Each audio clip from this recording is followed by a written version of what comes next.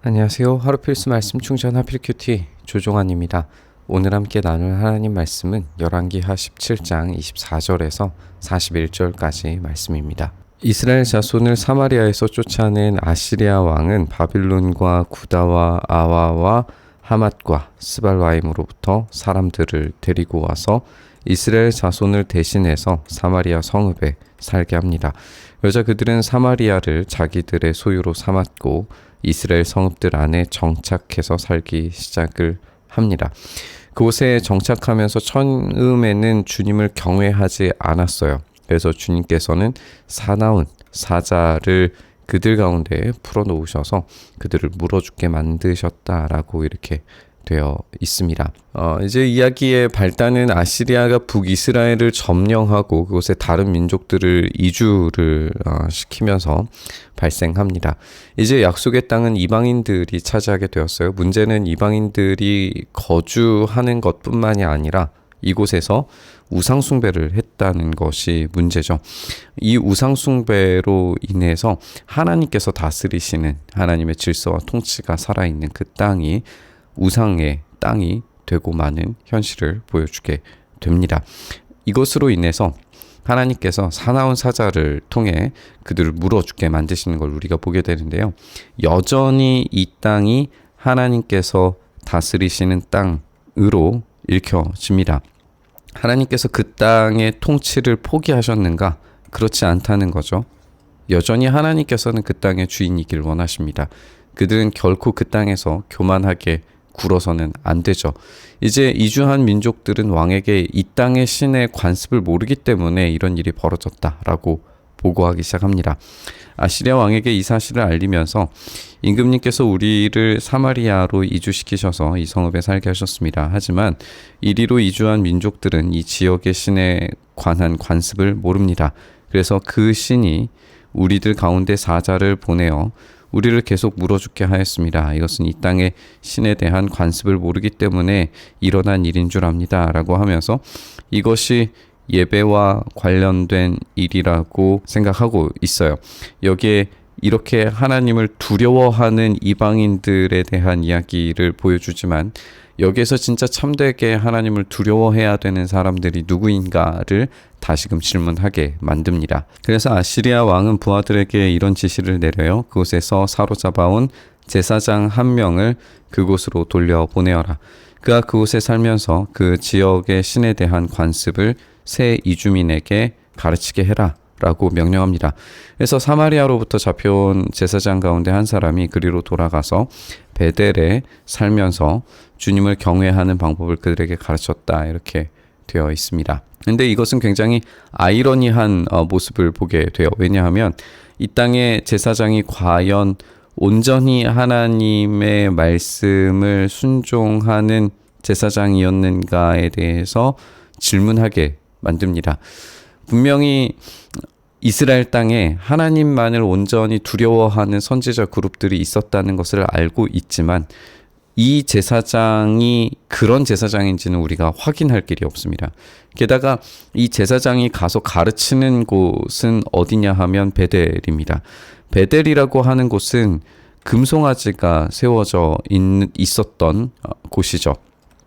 그러니까 하나님께서 그토록 원치 않으셨던 여로보암의 길을 따라가는 자들, 베델과 단에 세워진 금송아지를 섬기는 일들을 했던 그런 장소란 말이에요. 그러니까 이 제사장이 하나님을 경외하는 방법을 그들에게 가르친다고 하지만 이것은 긍정적으로 읽혀지지가 않습니다. 여전히 그들 가운데에서 온전한 경배가 아니라 혼합된 경배가 이루어지리라는 것을 예고하는 것처럼 보여지죠. 각 민족은 제각기 자기들의 신들을 만들어 섬겼어요. 그래서 각 민족은 그들이 살고 있는 성읍 안에서 만든 신들을 사마리아 사람들이 만든 산당 안에다가 가져다 놓습니다. 다양한 신들의 종류를 보여주게 되는데요. 바빌론 사람들은 스콘누봇을 만들고 구다 사람들은 네르가를 만들고 하맛 사람들은 아시마를 만듭니다. 아와 사람들은 니파스와 다르닥을 만들었고 스발와임 사람들은 자기들의 신인 아드람멜과 아남멜렉에게 그들의 자녀를 불살라버리기도 합니다. 그러면서도 그들은 주님을 공경했다라고 이렇게 되어 있어요. 이 주님을 공경함이 정말 참된 공경함인가? 라고 질문해보면 그렇지 않다라는 결론을 내릴 수밖에 없습니다. 이것이야말로 다원주의적인 섬김이겠죠. 이들은 하나님만을 온전히 공경하지 않습니다. 다른 신들 중에 하나로 섬기는 거죠. 그러니까 이들이 하나님을 공경하지 않았다, 하나님을 두려워하지 않았다라고 하는 말이 결코 아닙니다. 그럼 분명히 하나님을 공경했을 겁니다. 그러나 그 공경은 수많은 다른 신들 가운데 하나로서 공경한 거죠. 이것이 이제 이 다원주의, 혼합주의에 빠진 신앙의 모습입니다. 주님도 경외하면서 각자 출신 지역의 관습을 따라서 섬기던 신들도 섬기는 일을 포기하지 않는 거죠. 그 결과가 주님을 바르게 경외하는 사람이 없다라는 데에서 드러납니다. 그곳에서 야곱의 자손에게 명하신 그 율례와 법도가 지켜질 수가 없는 거죠. 그들 가운데서 산당 제사장을 뽑아서 산당에서 제사 드리게 합니다. 이렇게 그들은 주님도 경외하면서 다른 한편으로는 그들이 잡혀오기 전에 살았던 그 지역의 관습을 따라 그들이 섬기던 신도 섬겼다라고 이렇게 이야기합니다.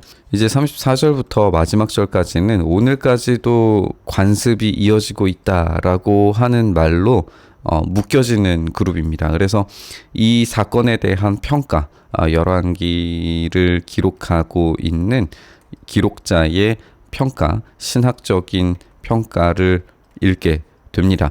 이런 일들이 오늘까지도 이루어지는 것은 주님을 바르게 경외하는 사람이 없게 된 경위에 대해서, 그 결과에 대해서 이야기를 해주는 거죠.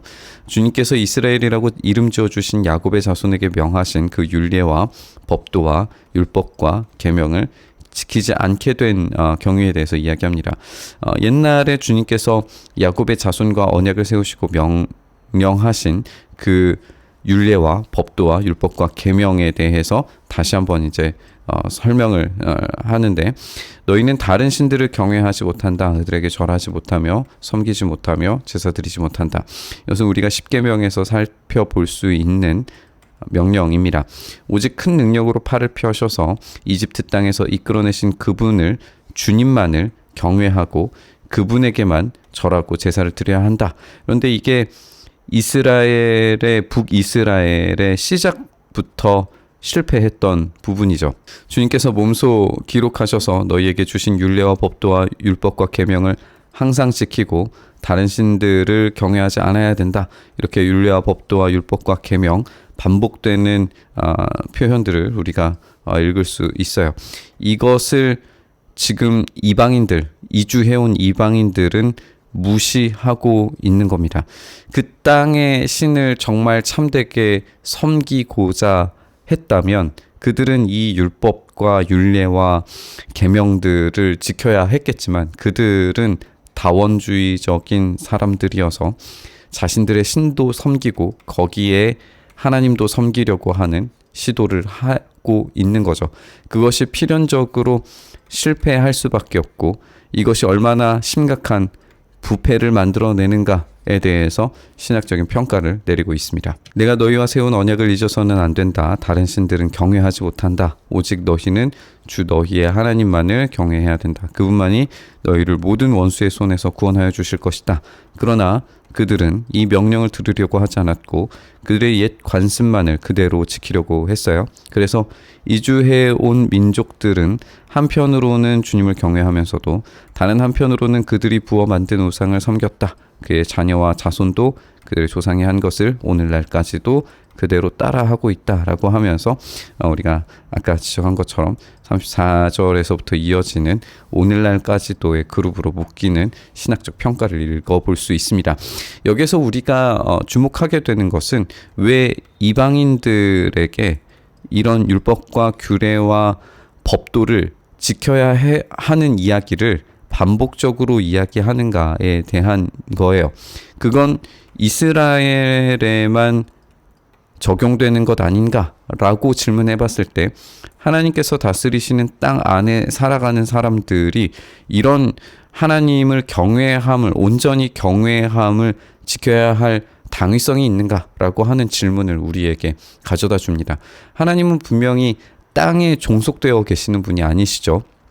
하나님은 이스라엘 땅 안에서만 다스리시는 분이 아니라 온 세계 열방을 다스리시는 분이시라는 사실에 대해서 우리가 열왕기 하의 시작에서도 함께 나눴었습니다. 그리고 그것이 하나님의 놀라운 통치 방식이라는 걸 우리는 잊어서는 안 됩니다. 그렇다면 왜 하나님께서는 이 땅에 거주하는 자들에게 이 명령을 반복하시는 것처럼 보여지는가라고 생각했을 때 원래 이스라엘의 목적이 무엇인가를 다시금 돌아봐야 해요. 하나님께서 이스라엘 땅을 정복하게 하셨을 때에 이스라엘 땅만 하나님께서 허락하시는 게 아니라 이 땅에 하나님의 통치가 임하게 되면 이 하나님의 통치가 모든 열방으로 퍼지게 되는 것을 아브라함에게 약속하셨습니다. 이스라엘 땅만의 문제가 아니라 하나님의 통치를 열방에 전달할 수 있는 하나의 모형 그룹으로 만들어져야 하는 것이 이스라엘 땅의 목적인 거죠. 그런데 이제는 거꾸로 돼서 열방의 신들이 이스라엘 땅을 침입하는 결과가 벌어지고 있는 겁니다. 하나님의 계획이 역전 현상이 일어나게 된 거죠. 이것이 혼합주의, 다원주의로부터 시작한 북이스라엘의 실패가 지금 이 시간까지 이어지고 있다는 걸 말해주고 있는 겁니다. 우리는 하나님의 말씀이 온전히 지켜지지 않고 혼합될 때 그 처음은 그럴싸하게 느낄 수 있음을 인정할 수 있습니다. 적당한 타협과 이성적인 판단은 적당한 혼합을 유효한 것으로 인정하게 만들 겁니다. 그런데 그런 시도가 지속적으로 누적되면 배교보다 더 심각한 방식으로 파멸하게 됩니다. 스스로조차도 하나님의 명령이 수행되고 있다라고 착각하게 만들어서 더 심각한 문제를 만들어낼 수 있는 거죠. 우리는 이런 적당한 타협을 두렵고 무서운 것으로 맞서야 됩니다.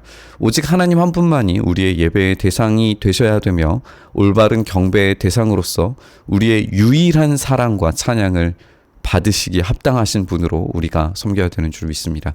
우리의 삶이 타협된 신앙이 아니라 온전한 신앙이 되기를 바랍니다. 그런 우리의 온전한 신앙이 바로 세워졌을 때 우리의 삶을 통해서 하나님 나라가 이 땅 가운데 확장되어짐을 경험할 수 있습니다. 그것이 거꾸로 된 역전 세계를 우리가 경험하고 있다 하더라도 우리가 다시금 하나님의 통치와 질서가 우리의 삶의 영역 가운데 온전히 이루어질 때 하나님의 다스리심이 다시금 세상을 향하여서 뻗어나가게 될 줄 믿습니다. 이렇게 우리의 삶이 타협된 신앙이 아니라 온전한 신앙 되기를 바라면서 묵상의 자리로 나아가시죠. 주님, 그렇게 우리가 타협된 신앙이 아니라 온전히 주님만 의지하는, 온전히 주님께서만 다스리시는 삶의 체계를 만들 수 있도록 주여 은혜 더하여 주시옵소서. 그렇게 우리의 삶을 붙드시고 만져주시기를 간절히 바라고 소망하며 우리 주님 예수님 이름으로 기도드리옵나이다. 아멘.